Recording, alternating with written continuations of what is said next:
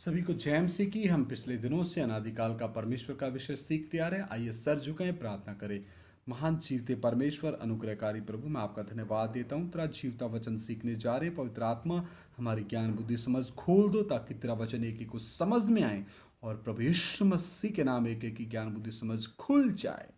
तेरा वचन हम सभी को समझ आए। पवित्र आत्मा, आप हमारे अध्यापक हैं, आप ही हमें सिखाएं ताकि तेरा नाम महिमा पाए। हम घटें और आप हमारे जीवनों में बढ़ते जाएं। प्रभु यीशु मसीह के नाम से मांग लेते हैं, सुनो और ग्रहण करो, आमीन। तो मेरे प्रिय भाइयों बहनों, आइए हम अनादिकाल के विषय को फिर से आगे बढ़ाएंगे।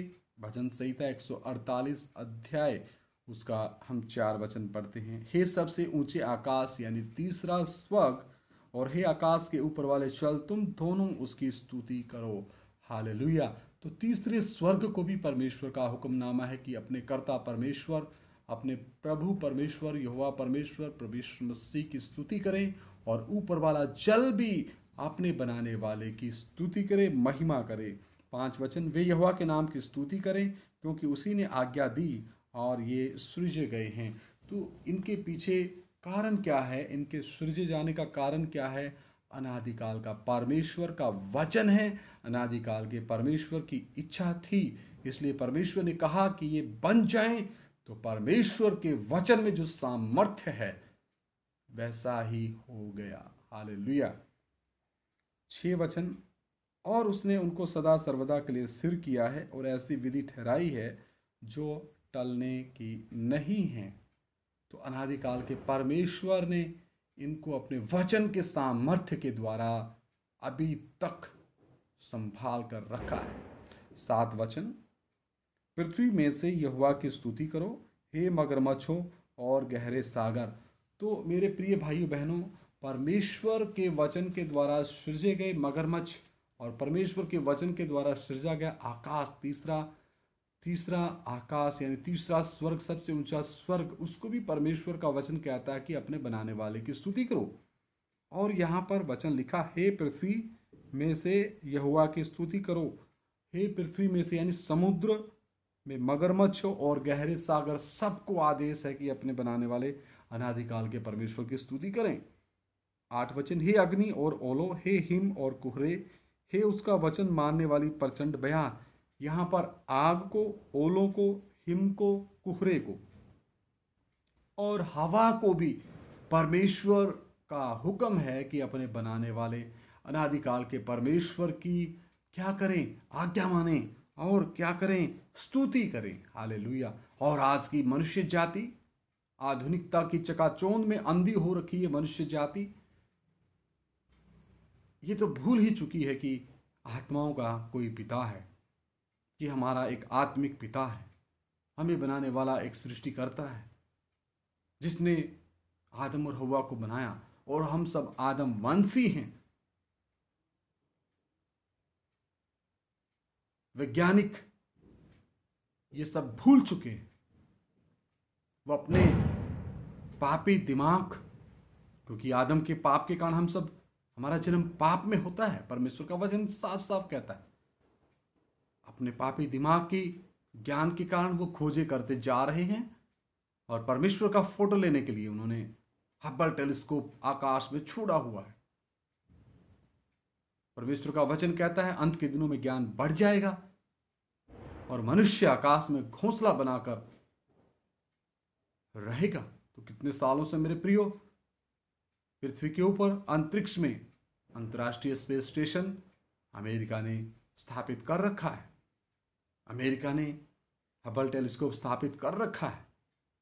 कितने देशों ने अपने अपने सैटेलाइट्स पृथ्वी के ऊपर अंतरिक्ष में स्थापित कर रखे हैं, जिनके द्वारा इंटरनेट चलता है, जिनके द्वारा मैसेज आते, संदेश आते हैं। इंटरनेट, ईमेल, टीवी, सब कुछ उन सैटेलाइट्स के द्वारा पूरी पृथ्वी में सभी देश में द्वीप जहाँ पर नेटवर्क पहुँचता है, वहाँ पर इन उपकरणों के द्वारा ये व्यवस्था चलती है। अच्छी बात है, लेकिन वैज्ञानिकता की प्रगति, वैज्ञानिक दौड़ में अगर उनको सफलता मिली है, तो इसका अर्थ यह नहीं कि वो आत्मिक पिता को भूल जाए, अपने बनाने वाले परमेश्वर को, एकमात्र सच्चे परमेश्वर को भूल जाए, ये तो एक मूर्खता ही होगी। लेकिन परमेश्वर उन सब से प्रेम करता है। परमेश्वर उनको आज तक प्रेम करता आया है। और प्रेम की निशानी या प्रेम का पहचान क्या है कि आज तक हम जीवित हैं, हमें मौका है, हमें परमेश्वर ने समय दिया है। तो यहाँ पर परमेश्वर का वचन कहता, अग्नि भी परमेश्वर की स्तुति करे, ओले भी परमेश्वर की स्तुति करें, हिम यानी बर्फ, कोहरा और हवा परमेश्वर की स्तुति करे। तो फिर मनुष्य जो परमेश्वर ने अपने स्वरूप और समानता में बनाया है, उत्पत्ति 1:26 में लिखा, आओ हम मनुष्य को अपने स्वरूप और समानता में बनाएं। वो मनुष्य आधुनिकता की दौड़ में, पैसे की दौड़ में दिन रात भाग रहा है, शरीर की जरूरतों को पूरा कर रहा है, लेकिन आत्मा की जरूरत, परमेश्वर का वचन, उसके लिए समय नहीं है। अगला वचन भजन संहिता 148:9, हे पहाड़ों और सब टीलों और उनके हाथों में, हे पहाड़ों और सब टीलों, हे फलदायी वृक्षों और सब देवदारों। यहाँ पर पहाड़ों को भी स्तुति करने का आदेश है और सब टीलों को भी परमेश्वर ने हुक्म दिया, परमेश्वर की स्तुति करो, क्योंकि सब परमेश्वर की स्तुति करने के लिए प्रतिबद्ध है, क्योंकि वो सृष्टि है और उनके सृष्टिकर्ता का वो आदेश है। फलदायी वृक्ष, फल वाले पेड़ों को भी परमेश्वर ने हुक्म दिया और वो परमेश्वर की स्तुति करते हैं, इसमें कोई शक नहीं, वो करते हैं क्योंकि वो अपने बनाने वाले को पहचानते हैं। लेकिन मनुष्य जाति अपने बनाने वाले को भूल चुकी है।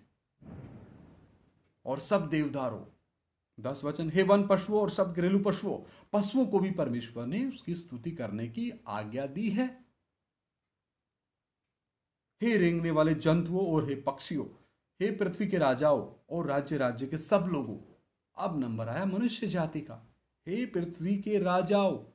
तो फिर आप कैसे कह सकते हैं प्रभु यीशु मसीह सिर्फ और सिर्फ इज़राइल का परमेश्वर है? नहीं, वो पूरी पृथ्वी का परमेश्वर है। वचन स्पष्ट रीति से कहता है, हे पृथ्वी के राजाओं और राज्य राज्य के सब लोगों, हे हाकिमों और पृथ्वी के सब न्यायियों, चाहे वो राष्ट्रपति हो, चाहे वो एक आम नागरिक हो, सबको परमेश्वर ने हुक्म दिया अपने बनाने वाले अनादिकाल के परमेश्वर की स्तुति करें। हे मनुष्यों, अपने परमेश्वर को पहचान लो, अपने सृष्टिकर्ता को पहचान लो, अपने बनाने वाले को पहचान लो। हालेलुया।